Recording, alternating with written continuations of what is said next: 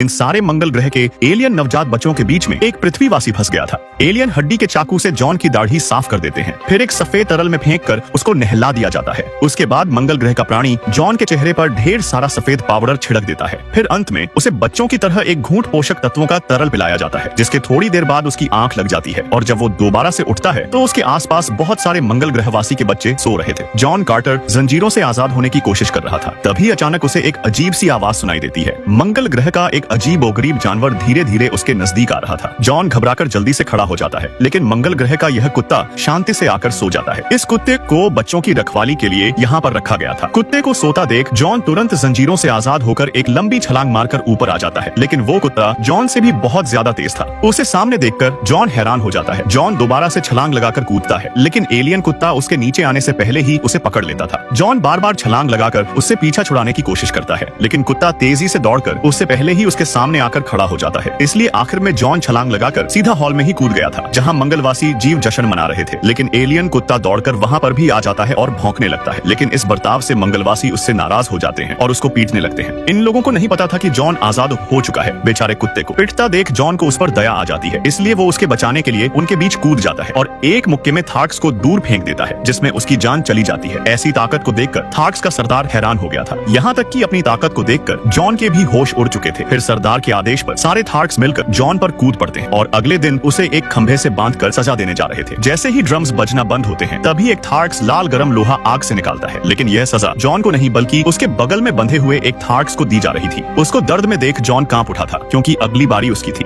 School के कुछ हरामी लड़के दो बच्चों को तंग कर रहे थे। हरामी लड़का उनकी डॉल उठा लेता है, पर तभी अचानक उसकी पेंट अपने आप खुल जाती है। लड़का डॉल को जमीन पर पटक कर पेंट को तुरंत ऊपर कर रहा था, पर तभी डॉल लड़के की पेंट फिर से उतार देती है। ये देख कल्लू भाई और मोटू हंसने लगे थे। हरामी लड़का अपनी पेंट को ऊपर ही नहीं कर पा रहा था, उसकी पेंट बीच में ही अटक चुकी थी और जब डॉल हरामी लड़के की इज्जत सड़क पर उछाल रहा था, तभी कल्लू और मोटा भाई डॉल को ट्रॉली में डालकर साइकिल से भागने लगते हैं। लेकिन हरामी लड़कों की टोली भी साइकिल से उनका पीछा करने लगी थी। दोनों बच्चे तेजी से साइकिल दौड़ा रहे थे, तभी डॉल उठकर अपनी शक्ति से पानी का पाइप खींचता है और सड़क के सामने सीधा कर देता है, जिससे टकराकर तीनों हरामी लड़के नीचे गिर जाते हैं। ये देख कल्लू और मोटू हैरान थे। फिर जैसे ही हरामी लड़का खड़ा होता है, तभी डॉल अपनी शक्ति से उसकी पेंट दोबारा खोल देता है। उसके बाद घर लौटकर दोनों लड़के बहन को जादुई डॉल के बारे में सब कुछ बताते हैं, लेकिन बहन को केवल यही लग रहा था कि दोनों कोई कहानी सुना रहे हैं। जिसे सुनने के बाद बहन मोटू को कपड़े प्रेस करके समेटने का काम दे देती है। कमरे में आने के बाद डॉल अचानक बोलने लगी थी, जिसे देख मोटू डर जाता है और अपने दोस्त कल्लू भाई को तुरंत घर पर बुलाता है। पहले कल्लू को भी मोटे की बातों पर यकीन नहीं हो रहा था, लेकिन जैसे ही कठपुतली ने बोलना शुरू किया तो उसकी पेंट भी गीली हो जाती है। कठपुतली उसे अपने साथ रखने के लिए धन्यवाद बोलता है और बदले में उनके काम में मदद करने का वादा करता है। वो अपनी शक्तियों से कपड़े को समेट कर रख सकता था और बड़ी आसानी से उनके स्कूल का होमवर्क भी कर देता था।